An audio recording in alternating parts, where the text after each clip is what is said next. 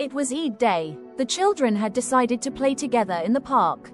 All the children started arriving at the park one by one. Just then, Sarah got out of the car.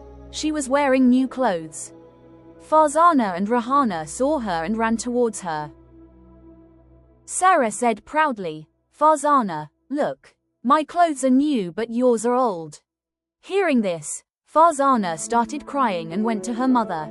Rahana also ran after her and said, "Don't be upset. Come, you and I will play together and we won't include Sarah." Now Sarah was left all alone.